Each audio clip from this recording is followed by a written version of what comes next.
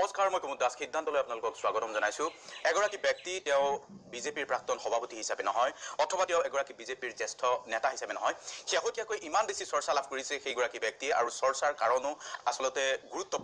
গুৰুত্বপূৰ্ণ তিনিটা বিভাগৰ দায়িত্বত আছে সেইগৰাকী বিশেষ ব্যক্তি আৰু সেই তিনিটা বিভাগ হৈছে শিক্ষা গুৱাহাটী উন্নয়ন আৰু আইন আৰু গুৰুত্বপূৰ্ণ তিনিটা বিভাগক লৈ তেওঁ চৰ্চালৈ আহিছে আৰু তেওঁ আজি আমাৰ ষ্টুডিঅ'ত উপস্থিত আছে সিদ্ধাৰ্থ ভট্টাচাৰ্য ডাঙৰীয়া স্বাগতম জনাইছো আপোনাক শুভেচ্ছা আৰু অভিনন্দন জনাইছো DY 365 ফালৰ পৰা প্ৰথম কথাটো হ'ল যে মই আৰম্ভণিতে ক'লো অনুষ্ঠানটো আৰম্ভই কৰিলো যে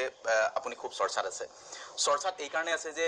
তিনিটাকৈ বিভাগ গুৰুত্বপূৰ্ণ আৰু তিনিটা বিভাগেই যথেষ্ট স্পৰ্শকাতৰ আৰু সংবেদনশীল এই কাৰণে বহুতৰ প্ৰত্যাশা চৰ্চাও হৈছে আপোনাক লৈ আপোনাৰ এই দায়িত্ব লোৱাৰ সময়তে এতিয়া কেনেকুৱা ধৰণৰ কথা মনলৈ আহিছে যে যেহেতু গোটেই অসমবাসীৰ দৃষ্টি আৰু কিবা নহয় কিবা প্ৰকাৰে শিক্ষা বিভাগটোৰ লগত অসমৰ প্ৰতিগৰাকী লোক জড়িত হৈ আছে গতিকে দায়িত্ব লোৱাৰ পিছত আপোনাৰ মনলৈ কি আহিছে যে অলপমান বেলেগ ধৰণৰ অনুভৱ এটা আহিছে নেকি যে কি কৰিব লাগিব কি কৰিব নালাগিব প্ৰথমে মই কওঁ যে মই একেবাৰে চৰ্চাত আহিব নিবিচাৰোঁ মই চৰ্চাত অহাৰ কোনো কাৰণ মানে মই কেতিয়াও কৰিব নিবিচাৰোঁ মই সদায় I am always A silent worker মই কামত বিশ্বাস কৰোঁ আৰু কামেই মোৰ পৰিচয় হ'ব লাগে মই বিতৰ্কিত মন্তব্য কৰি বা আপোনালোকৰ লগতে দেখুৱাইছে যে ধুমুহা মই কোনো ধুমুহা সৃষ্টি কৰিবও নোখোজোঁ আৰু মই কোনো ধৰণৰ বিতৰ্কৰ সৃষ্টি কৰিব নিবিচাৰোঁ সকলোৰ মাজত এটা বাৰ্তালাপৰ মাধ্যমেৰে সকলোৰ লগতে কথা পাতি থ্ৰু এ ডায়লগ এই যিকেইটা বিভাগ মোৰ হাতত আহিছে এইকেইটা বিভাগৰ পূৰ্বৰ যিগৰাকী মন্ত্ৰী আছিল তেওঁ এগৰাকী অতি দক্ষ আৰু তেখেত যথেষ্ট বুজন ব্যক্তি আছিল গতিকে তেখেতৰ এৰি যোৱা যিটো মানদণ্ড সেই মানদণ্ড সমকক্ষ হ'বলৈ কৰিবলগীয়া হ'ব অৰ্থাৎ মই এনেকে ভাবিব পাৰো নেকি যে শিক্ষাত আপুনি দায়িত্ব লোৱাৰ পিছত আমূল সংস্কাৰৰ পৰিৱৰ্তে আগৰ মন্ত্ৰী ডক্টৰ হিমন্ত বিশ্ব শৰ্মাই যি ধৰণে অৰ্ধেক অৱস্থাত যিটো এৰি থৈ গ'ল সেই ধৰণে আপুনি বিভাগটোক আগুৱাই নিব আপুনিও জানে যে চৰকাৰ governance is a continuous process মানুহ আহিব মানুহ যাব কিন্তু যিটো এটা চৰকাৰৰ যিটো কণ্টিনিউটি সেই কণ্টিনিউটিটো থাকিব লাগে ধাৰাবাহিকতাটো থাকিব লাগে কেতিয়াবা হয়তো অলপমান কোৰ্চ কাৰেকশ্যনৰ কথা থাকিব পাৰে যিটো লক্ষ্য আমাৰ সকলোৰে লক্ষ্য হৈছে জনসাধাৰণৰ উন্নয়ন গতিকে সেই লক্ষ্যলৈ উপনীত হ'বলৈ আমি হয়তো নিজৰ পদ্ধতিৰে বা নিজৰ পন্থাৰে বা নিজস্ব দৃষ্টিভংগীৰে আগবাঢ়ি যাম কিন্তু লক্ষ্য আমাৰ সদায় একে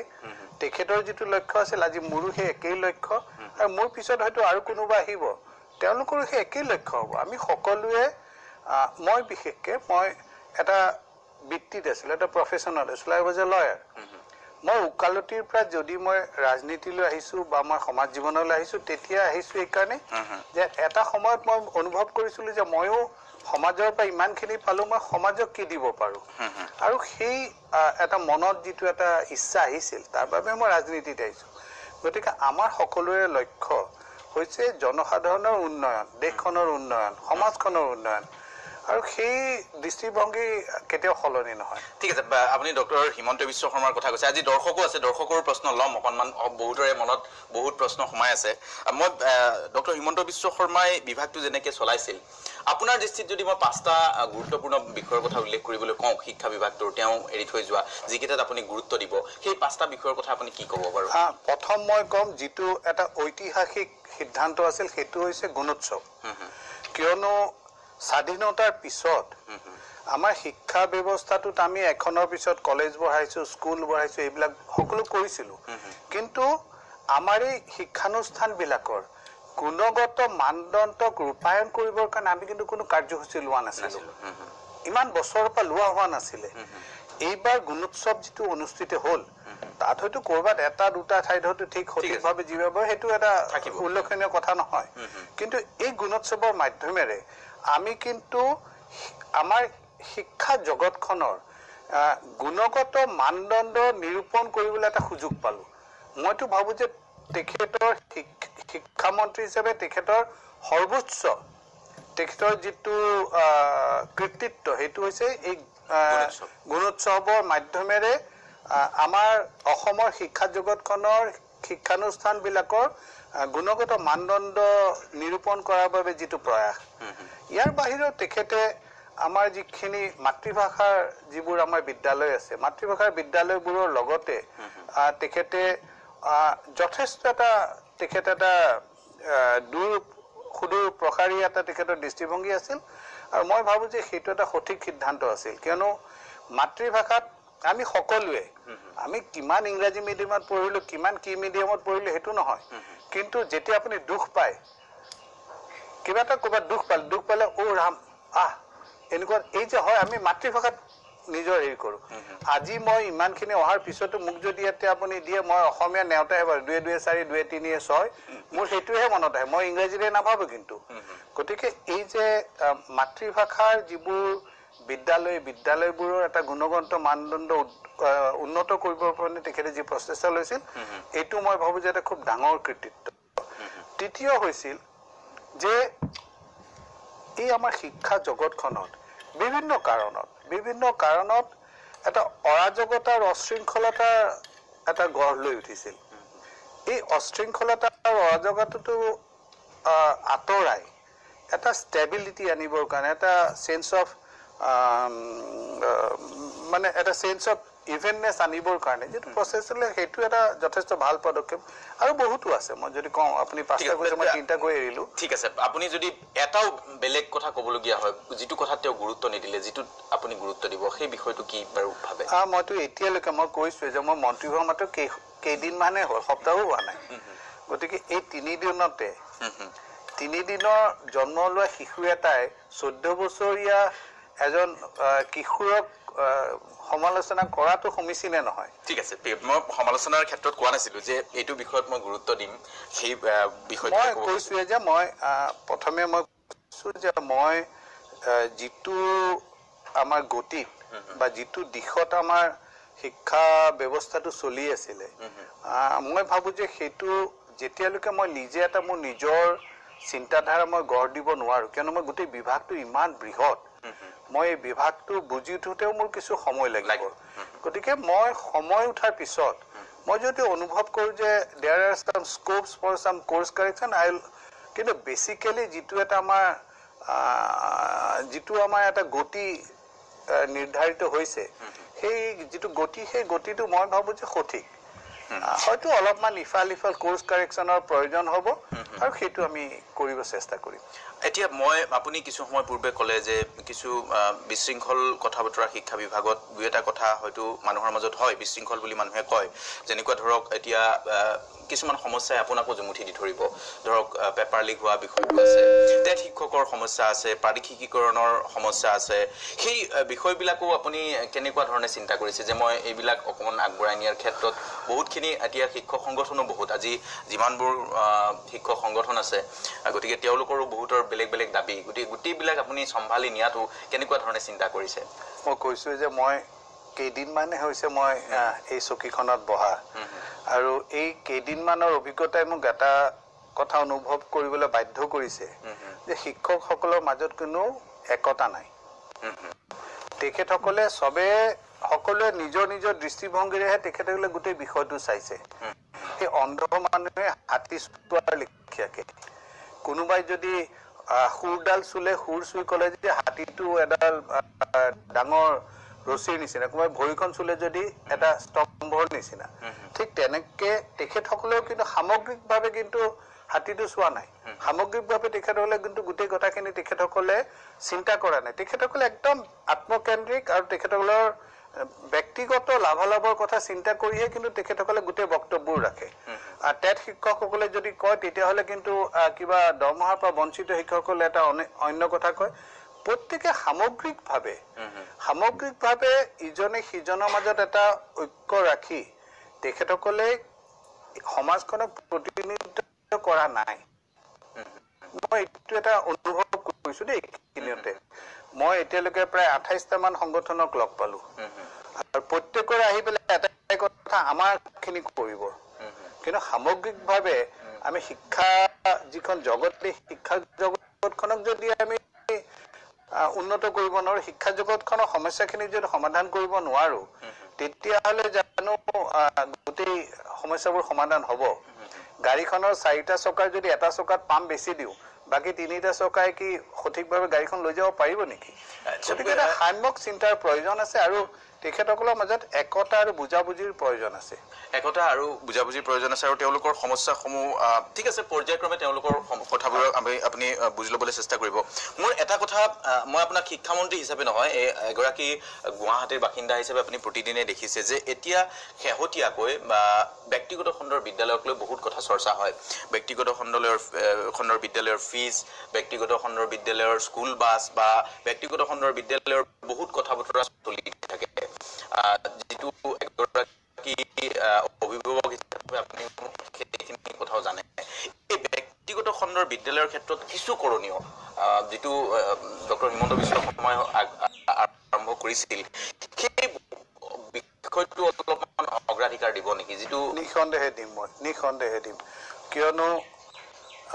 ইংৰাজীত এটা শব্দ আছে টিচিং শ্বপছ এইবিলাক একোটা ব্যৱসায়িক প্ৰতিষ্ঠান যিবোৰ ব্যক্তিখণ্ডত যিসকলে এনেকুৱা ধৰণৰ শিক্ষানুষ্ঠান গঢ়িছে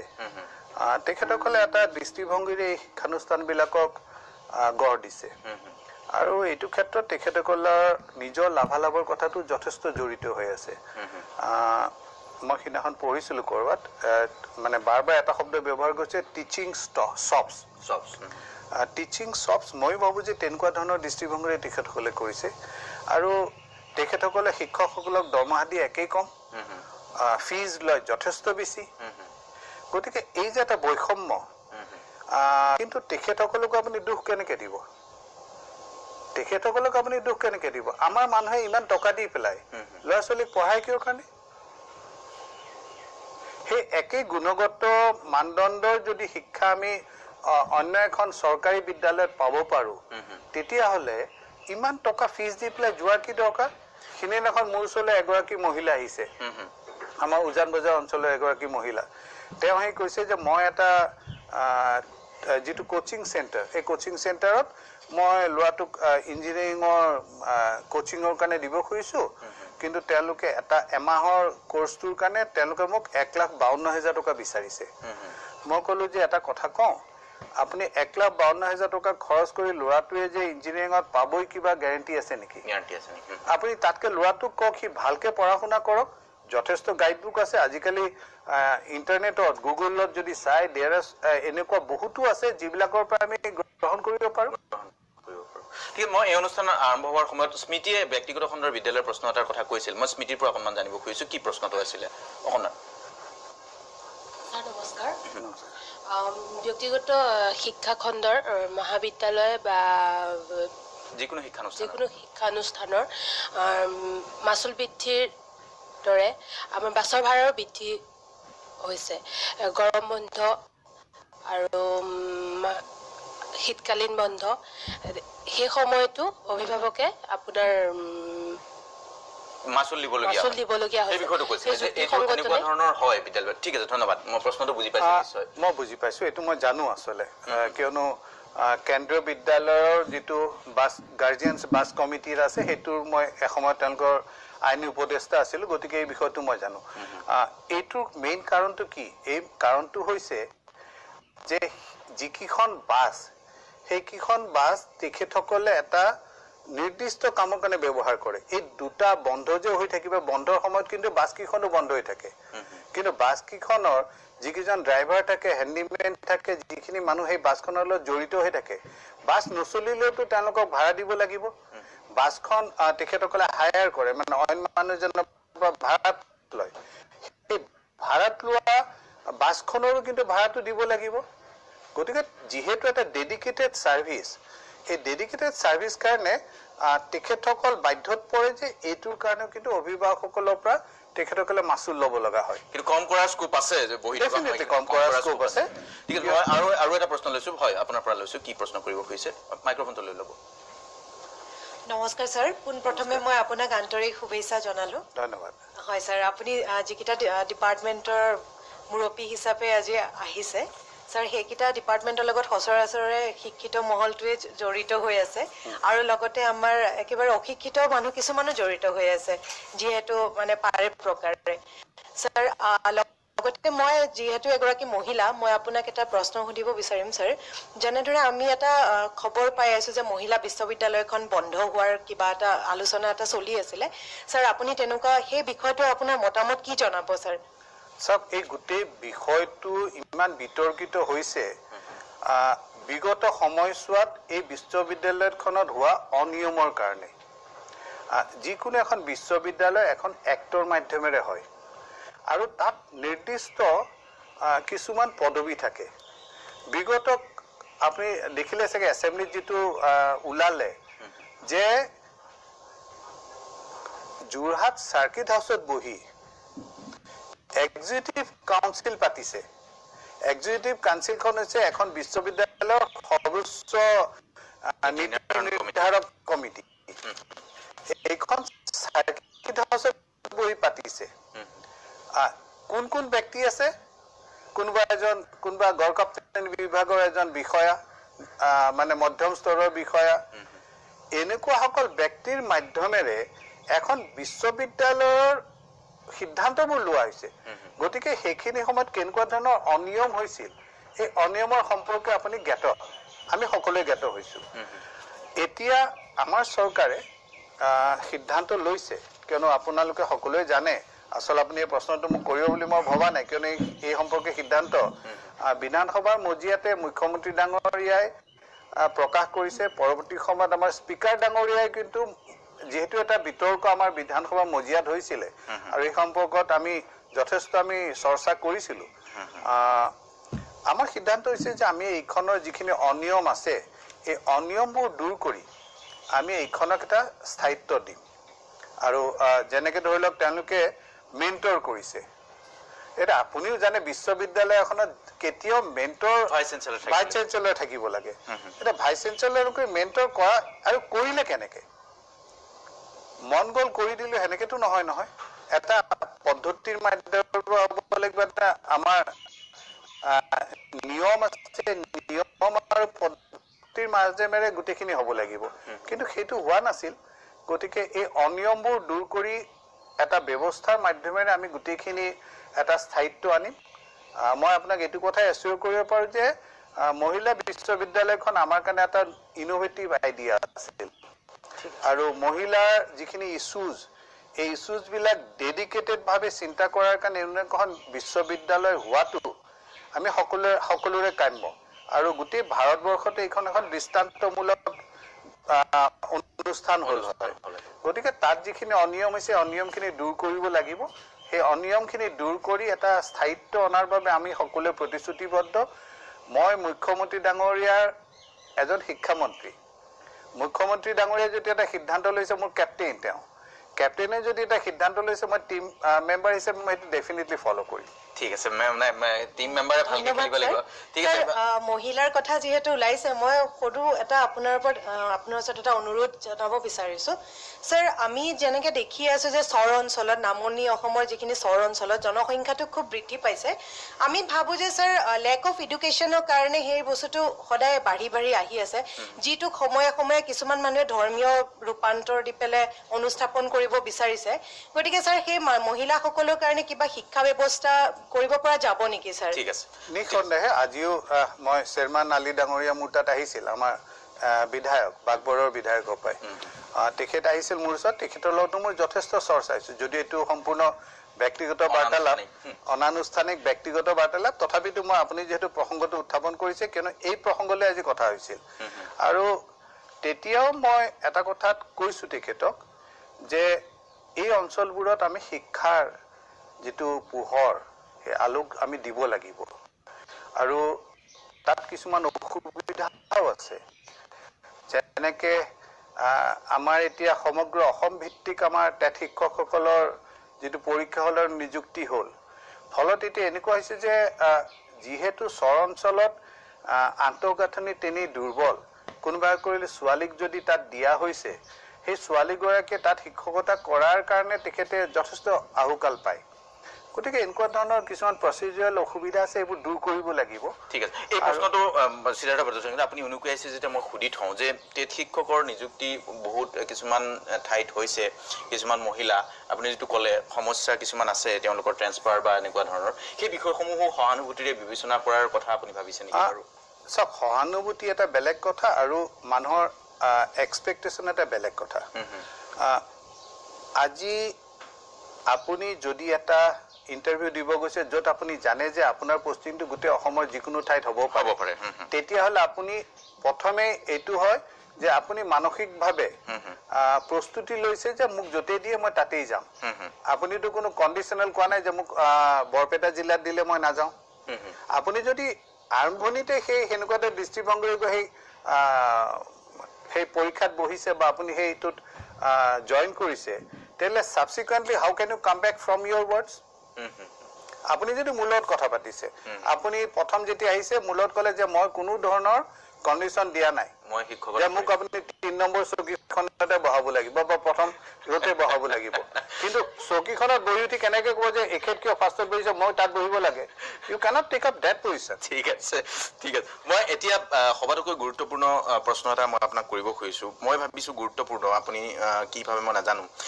চৰকাৰী শিক্ষাৰ ক্ষেত্ৰত, ব্যৱস্থাৰ ক্ষেত্ৰত যথেষ্টখিনি বহুত মেছেজ আহি আছে, মোক গোটেই মেছেজ শেষ কৰিলে অনুষ্ঠান শেষ হৈ যাব, যে চৰকাৰী শিক্ষাৰ ক্ষেত্ৰত বা চৰকাৰী স্কুলবোৰ এতিয়া বহুত ক্ষেত্ৰত হাৰি যোৱাৰ নিচিনা হৈছে। ক'ৰবাত কোনোবাখিনিত শিক্ষা ব্যৱস্থাৰ ক্ষেত্ৰতো হওক বা ক'ৰবাত কোনোবাখিনিত শিক্ষক নিযুক্তিৰ, ক'ৰবাত শিক্ষকৰ কম সংখ্যা, গতিকে গোটেই ব্যৱস্থাটো আগবঢ়াই নিয়াৰ ক্ষেত্ৰত এতিয়া এনেকুৱা হৈছেগৈ যে চৰকাৰী স্কুল মানে যিসকলে নোৱাৰে, যিসকলৰ আৰ্থিক অৱস্থা বেয়া তেওঁলোকেহে চৰকাৰী স্কুলত যায়, বাকী যিসকলৰ অৱস্থাপন্ন তেওঁলোকৰ ব্যক্তিগত খণ্ডৰ বিদ্যালয়ত যায়। গতিকে চৰকাৰী বিদ্যালয়ৰ সেই পৰিৱেশটো ঘূৰাই অনাৰ ক্ষেত্ৰত আপোনাৰ কিছু চিন্তা চৰ্চা কৰাৰ দৰকাৰ হ'ব। মই কৰিছোঁ এইটো, মই কেইদিনমান আগতে মই আৰু এটা এনেকুৱা ইলেক্ট্ৰনিক চেনেলত কৈছোঁ যে আমি প্ৰথমে আপুনি বিল্ডিং এটা বনাব খুজিছে, আপুনি 5 তলা বনাবলৈ, 7 তলা বনাবলৈ, 10 তলা বনাব, সেইটোৰ আগতে আপুনি ফাউণ্ডেশ্যনটো কেনেকুৱা মজবুতকৈ বনালে সেইটো কৰিব লাগিব। আমাৰ শিক্ষা ব্যৱস্থাৰ ফাউণ্ডেশ্যনটো কি? আমাৰ প্ৰাথমিক শিক্ষা। এতিয়া প্ৰাথমিক শিক্ষাত যিটো আমাৰ কেন্দ্ৰীয় চৰকাৰে, নৰেন্দ্ৰ মোদী চৰকাৰেও এনেকুৱা এটা সিদ্ধান্ত লৈছে যে আমাৰ প্ৰাথমিক শিক্ষাৰ প্ৰথম কেৰুণটো ক'ত? প্ৰাথমিক শিক্ষা আমি 6 বছৰ বয়সৰ পৰা শিক্ষাদান কৰোঁ। আমাৰ যিটো মাতৃভাষা ভাৰ্নিকুলাৰ স্কুলছ আছে, আমাৰ 6 বছৰৰ পৰা হয়। আজি আপোনালোকে দেখিছে, আপোনালোকৰ পৰিয়ালতো দেখিছে যে এটা সৰু শিশু এটা 3 বছৰ মানৰ পৰাই টচবজীয়া হয়, 3 বছৰ মানৰ পৰাই মাক দেউতাকে অনুভৱ কৰে যে ইয়াতে এনে উৎপাত কৰি থাকে, ইয়াক কোনোবাখন স্কুলত দিব লাগে, হয়নে? তেতিয়াহ'লে কি কৰে তেওঁলোকে? যিহেতু আমাৰ ভাৰ্নিকুলাৰ স্কুলবিলাকত 6 বছৰ আগতে নলয়, গতিকে এই 6 বছৰে নোলোৱাৰ কাৰণে তেওঁলোকে কি কৰে, ঘৰৰ ওচৰৰ বোলে কোনোবা এটা ল'ৰাটো একে বয়সৰ ল'ৰা, সি ধুনীয়াকৈ পানীৰ বটলটো গলত লৈছে, এটা ধুনীয়া ড্ৰেছ পিন্ধিছে, জোতাযোৰ পিন্ধিছে, মোজাযোৰ পিন্ধিছে, মাকৰ হাতত ধৰি পেলাই কোনোবা এখন কিণ্ডাৰ গাৰ্ডেন বা নাৰ্চাৰী স্কুলত গৈছে। ওচৰৰ মানুহজনৰ হয় যে মোৰ ল'ৰাটো বা মোৰ ছোৱালীজনীও কিয় নাযাব? আৰু আপুনিও জানে, ময়ো জানো যে ধৰি ললোঁ আমি 4 বছৰ বয়স হৈ গ'ল, 5, 6, 2 বছৰ এই নাৰ্চাৰী কিণ্ডাৰ গাৰ্ডেন পোৱাৰ পিছত, KG1, KG2 পোৱাৰ পিছত আপুনি হাজাৰ কথা কওক, অসমীয়া মাধ্যমৰ স্কুললৈ কিন্তু ফিৰি নাহে। আৰু যদি আজি আমাৰ প্ৰাথমিক পৰ্যায়ত আমি প্ৰাথমিক শিক্ষাদানৰ যিটো আমাৰ ব্যৱস্থা, এই ব্যৱস্থাটোত যদি আমি মাতৃভাষাৰ মাধ্যমত আমি এই শিশুসকলক আনিব নোৱাৰোঁ, তেতিয়াহ'লে এই শিশুসকলেতো ডাঙৰ হৈ গৈ পেলাই আমাৰ মাধ্যমিক পৰ্যায়ত যাব, হাইস্কুললৈ যাব। কেইদিনমান আগতে মই এখন গুৱাহাটীৰ স্কুল এখনলৈ গৈছিলোঁ, যাওঁতে তেখেতসকলৰ যিটো ছাত্ৰীৰ সংখ্যা যথেষ্ট কম দেখিলোঁ। মই সুধিলোঁ যে কিয় নাহে আপোনালোকৰ? এইখন ইমান পুৰণি স্কুল, 150 বছৰীয়া স্কুল, মোৰ মায়ে পঢ়িছিল, মোৰ মায়ে শিক্ষকতা কৰিছিল, এনেকুৱা এখন স্কুল ইমান ঐতিহ্য আছে। ক'লে আজিকালি আমাৰ তাত ল'ৰা ছোৱালীয়ে এডমিশ্যন ল'ব নাহে। মই কথাটো জনাৰ পিছত মই চিন্তা কৰিছিলোঁ, আৰু চিন্তা কৰি মই তেতিয়া দেখিছোঁ যে কিয় আহিব? যদি প্ৰাথমিক পৰ্যায়ত আপুনি যিটো অলপ আগতে ক'লে যে প্ৰাথমিক পৰ্যায়ত যদি কোনোবা এখনে ইংৰাজী মাধ্যমত ABCD শিকিলে, সেই ল'ৰাটোৱে বা সেই দেউতাক মাকে কিন্তু কোনো মতে সেই অ আ ক খ শিকাবলৈ কিন্তু সেই স্কুলখনলৈ নানে আৰু সেই স্কুলখনত ননাৰ ফলত সেই ল'ৰা ছোৱালীকে যেতিয়া ক্লাছ 3 বা 4 গৈ পায় তাৰপিছত কিন্তু তেওঁ আকৌ এখন ভাৰ্নিকুলাৰ মিডিয়ামৰ স্কুললৈ যাব নোখোজে গতিকে আজি আমাৰ ইংৰাজী মাধ্যমৰ স্কুলবোৰ যে ইমান গ্ৰোথ হৈছে এই মাছৰুম গ্ৰোথ হোৱাৰ মেইন কাৰণটোৱে হৈছে যে এই একেবাৰে প্ৰি প্ৰাইমেৰী ষ্টেজত আমি ল'ৰা ছোৱালীখিনি কিন্তু আমাৰ ছিষ্টেমলৈ আনিব পৰা নাই গতিকে এইটো এটা দিশ যিটো দিশ আমি চাবলগীয়া হৈছে আৰু এই দিশটো মই সিদিনাখন সৰ্বশিক্ষা অফিচলৈ গৈছিলোঁ তেখেতসকলে মোক ক'লে যে প্ৰধানমন্ত্ৰী নৰেন্দ্ৰ মোদী ডাঙৰীয়াই তেখেতে কিন্তু অলৰেডি এই কথাটো চিন্তা কৰি তেখেতে কিন্তু সেই হিচাপে আমাৰ যিটো SSA আছে সৰ্বশিক্ষা আমাৰ অভিযান আছে SSA টো কনভাৰ্ট কৰি পেলাই তেখেতসকলে কিন্তু এটা কম্পোজিট স্কিম কৰিবলৈ গৈ আছে য'ত কিন্তু এই কথাটোক ইনকৰ্পৰেট কৰা হ'ব গতিকে সেইফালৰ পৰা মই যথেষ্ট সৌভাগ্যৱান যে এনেকুৱা এটা চিষ্টেম অলৰেডি মই কৰাৰ পিছত নহ'লে বহুতো অসুবিধা হয় কিয়নো যেহেতু কেন্দ্ৰীয় চৰকাৰে এনেকুৱা এটা নিৰ্দেশনা দিছে গতিকে সেই নিৰ্দেশনাক আমি ফলো কৰিম গতিকে মোৰ ফালে সুবিধা হ'ল এই কাৰণেই যে কালিলৈ মই যদি প্ৰাইমেৰী স্কুলৰ এনেকুৱা ধৰণৰ এটা নতুন সাল সলনি আনিব যাওঁ তাৰ লগত যথেষ্ট অন্য কথা আনুষংগিক গতিকে যিহেতু এইটো এটা কেন্দ্ৰীয় সিদ্ধান্ত গতিকে আমাৰ কাৰণে এইটো খুব সহজে পালন কৰিবলৈ ইমপ্লিমেন্টেশ্যন খুব সহজ হ'ব ঠিক আছে সিদ্ধাৰ্থ ভট্টাচাৰ্য আমাৰ প্ৰশ্ন যথেষ্ট আছে এটা বিৰতি লওঁ বিৰতিৰ পিছত উভতি আহিম আৰু যিসকলে আমাক প্ৰশ্নবোৰ দিছে তেওঁলোকৰ প্ৰশ্নবোৰো আপোনাক অলপ ক'ব লাগিব আৰু এনেকুৱা এটা ব্যৱস্থা আপোনাৰো থকা ভাল যে আপোনাক যদি কোনোবাই প্ৰশ্ন কৰিব খোজে ফেচবুক বা টুইটাৰ যোগে তেওঁলোকে আপোনাক ডাইৰেক্টলি প্ৰশ্ন কৰিব পাৰে মই মানে ছ'চিয়েল মিডিয়াটো ইমান শক্তিশালী